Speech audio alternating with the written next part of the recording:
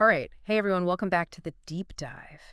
Today, we're going to be taking a look at the fake antivirus scam. Oh, yeah. You might be prepping for a meeting, or maybe just brushing up on your cybersecurity knowledge, Right. or maybe you're just curious about how these scams work. Either way, you're in the right place. Absolutely. We're going to be learning a lot today, like how these things actually work. How can you spot them before they get their hooks in you? How can you protect yourself?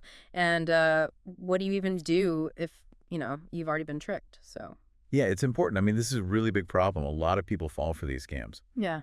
And it can be really damaging, both financially and, for your privacy. So I think it's best that we start with the basics here. What exactly is the fake antivirus scam? Like, I've heard of the term, but what is it really? Well, basically, at its core, it's deception.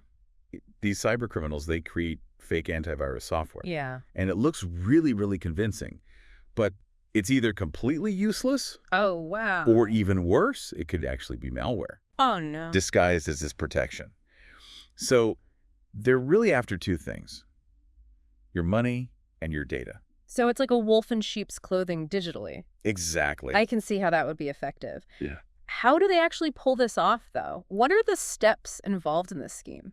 Well, it usually starts with those pop-up messages that you see online, those like really alarming ones that say virus detected, Oh, yeah, yeah. I hate those. huge red They letters. make me panic, even if, I'm pretty sure it's probably fun. Exactly. And, they make it even more convincing. They use like logos from like Norton or McAfee Really? to make you think it's legitimate coming from your own antivirus software. That's sneaky. So you see this terrifying pop-up, and then what happens? What's the next step? Well, then that's when the real manipulation comes in. The pop-up usually has a link in it, Right. and it takes you to a website that's designed to look just like the actual antivirus company's page. Oh, wow. Like, these websites are really sophisticated. They mimic the design, the branding, everything. So you think you're on a safe, trustworthy site, but it's totally fake. Precisely. They want to make you believe you're in the right place so that you'll follow their instructions. Right. And then what's the first thing they tell you to do? Download their antivirus software. Uh-oh. So you think you're getting protection, but you're really just downloading the problem, like a Trojan horse. Exactly. And once you download that fake software and install it, things actually get even worse, because then it bombards you with even more fake threats and warnings, trying to get you to pay for a full version to fix this problem that they created. It's just wild how they create this problem and then try to sell you the solution. It's messed up. It's pretty brilliant, though, in a really messed up way. Right. And they make it really hard to get your money back. They'll demand payment through things like gift cards, untraceable methods. That's terrible. It's not just about the money, though, right? It's got to be more than that. You're right. It's the data that they can steal. This fake software is not just designed to scare you. It's also meant to steal your personal information, like passwords, login credentials. It could even give them remote access to your whole device. Hold on. They could be watching everything I do. Yeah, potentially. They can track your keystrokes, steal your passwords, get your financial information, basically everything. Wow. So that's why it's so important to recognize the signs of this scam. Yeah. You got to know how to protect yourself. Okay, yeah. This is getting a little bit scary. Yeah. So let's talk about those signs then. What are the red flags? What are the things that should make us run for the hills? Well, the first big red flag is those unsolicited pop-up warnings. Legitimate antivirus software is not going to do that. It's not going to just ambush you with a pop-up out of nowhere, Yeah. especially not one that's claiming that you have this like huge virus problem. Right. So don't just panic and click the first thing you see. Got to take a breath and be a little critical. What else? Another big red flag is that sense of urgency. Scammers love to use these pressure tactics to kind of cloud your judgment. Right. They'll say things like, your computer's in imminent danger, or your data will be lost forever. They want to make you act quickly without thinking. Classic manipulation. Don't let them pressure you. I mean, I guess legitimate security warnings don't really need to scare you, right? Exactly. Okay, I got it. What else? Well, be wary of anything that looks like it could be a brand imposter. Scammers try to mimic familiar companies, Yeah. but they often make small mistakes that give them away. Well, so we got to become internet detectives here. What kind of mistakes do they make? Sometimes it's really simple stuff like bad grammar or spelling errors. Legitimate companies have professional websites, so any glaring errors are a dead giveaway. Also, pay really close attention to the website address. Like if it looks even a little off, or it uses a weird domain name, it's probably fake. Okay, that makes sense. So far, we've got those unsolicited pop-ups, those pressure tactics, the brand impersonations, anything else. Yeah, well, sometimes the fake antivirus programs run these phony scans that show all these scary results, claiming that you've got all this malware that doesn't actually exist. Right. It's just another way to try to scare you into paying. So basically, if a scan suddenly pops up and starts yelling about all these critical errors, don't just trust it, be skeptical. What about the payment itself? Any red flags there? Oh, absolutely. Be wary if they're demanding immediate payment, especially through unusual or untraceable channels, like gift cards. Big red flag. Okay. Legitimate companies will offer secure and, more transparent payment methods. So we've got those unsolicited pop-ups, the pressure tactics, those brand impersonations, the fake scans, shady payment demands. I think I'm becoming an expert at spotting this stuff. Any other final red flags? Yeah, one last thing. Pay attention to how your computer is behaving. Yeah. If it suddenly starts acting strangely after you install something, Right. that's a major red flag. Maybe it slows down significantly or you start getting even more pop-ups and those fake alerts. That's a clear sign something's not right. Got it. I'll be watching for that. So I think we've covered a lot here. We know what the fake antivirus scam is, how it works, and how to spot those warning signs. But how do we actually protect ourselves from the scam?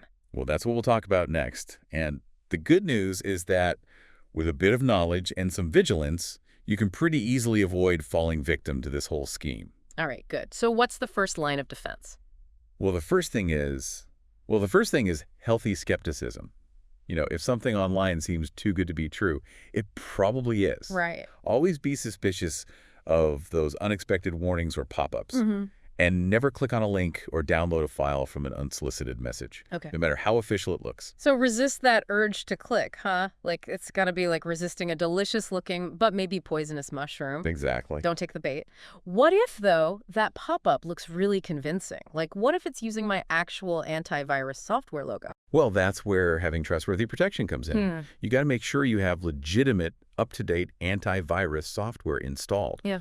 From a known, reputable source. Yeah. Don't just install it and forget about it, though. Run regular full system scans Right. to catch any potential threats early on. So it's like having a security guard for your computer, right? Exactly. Constantly patrolling, looking for anything suspicious. Okay, that makes sense. But let's say, hypothetically, I do accidentally click a suspicious link. What happens then? Well, that's when being a website detective comes in handy. Yeah. Before you enter any personal information or download anything, take a moment to verify that website's authenticity. Okay, how do we do that? Any, secret detective tricks we can use? Well, first, look for that HTTPS at the beginning of the URL. Right. And that little padlock symbol in the address bar. Yeah. Those indicate that the website's using a secure connection, meaning your data is encrypted. Ah, so it's like sending your info in a locked briefcase instead of just, shouting it across a crowded room. Exactly. Got it. What else should we be looking for?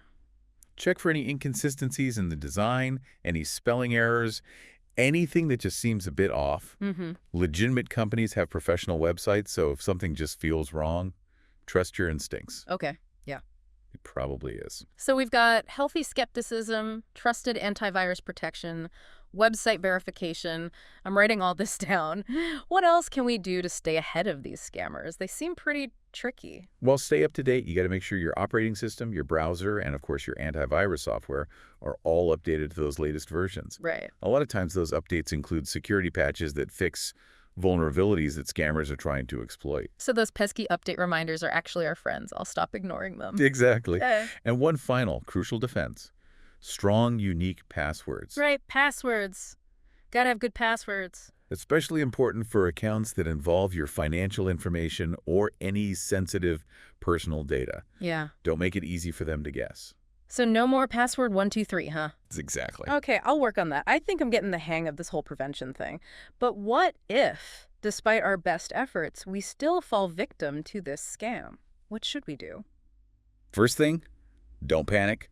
There are steps you can take to minimize the damage.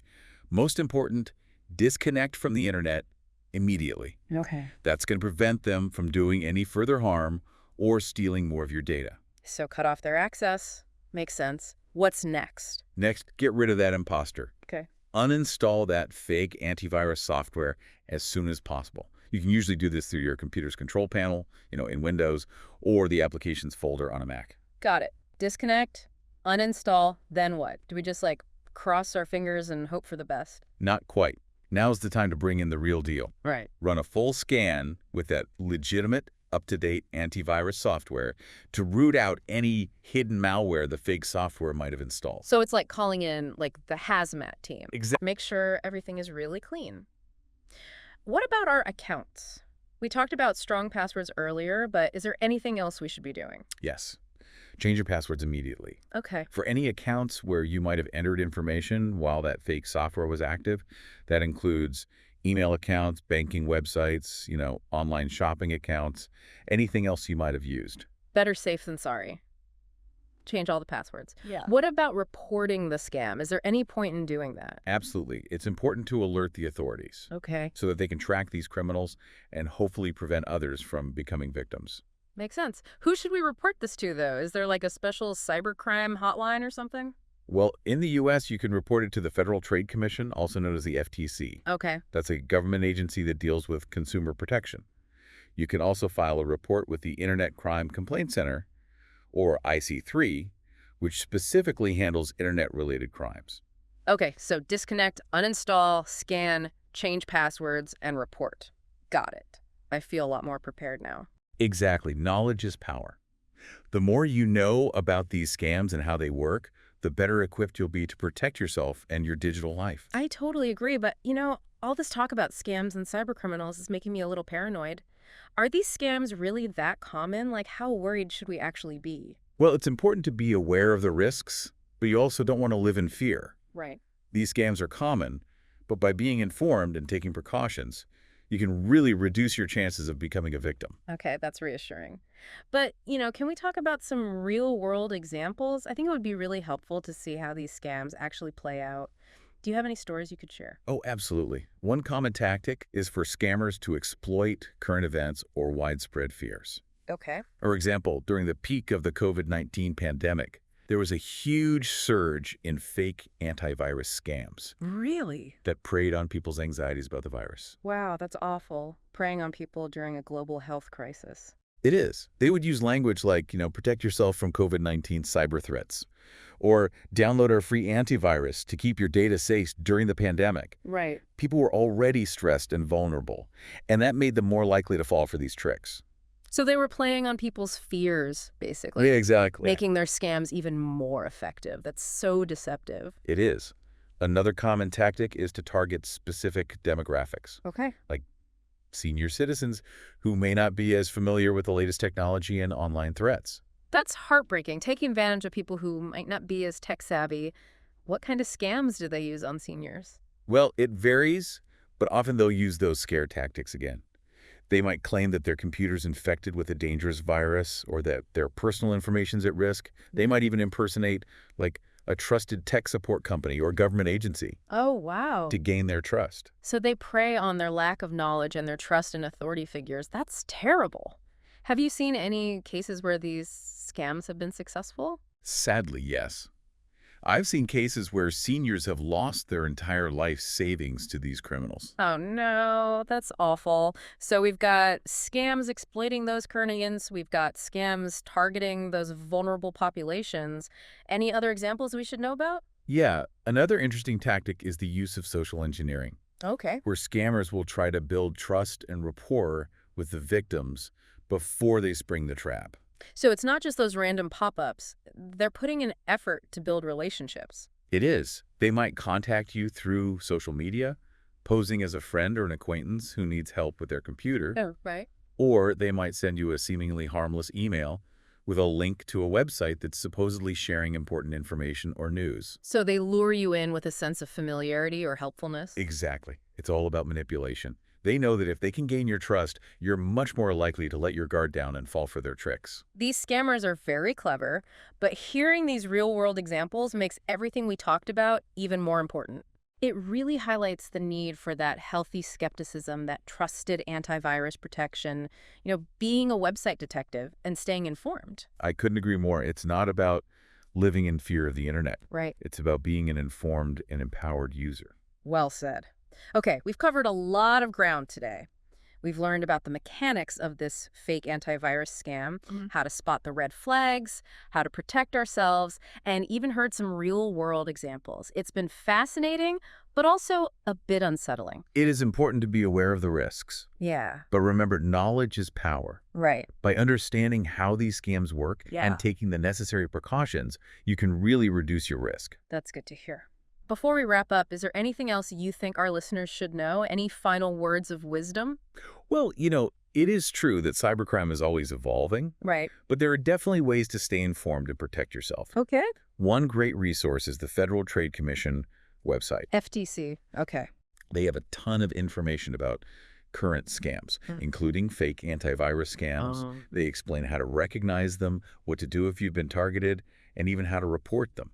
So the FTC website, that's a good starting point. Yeah. What else? Another excellent resource is the Internet Crime Complaint Center, Okay. also known as IC3. IC3 already. They have a website where you can report internet-related crimes, Right.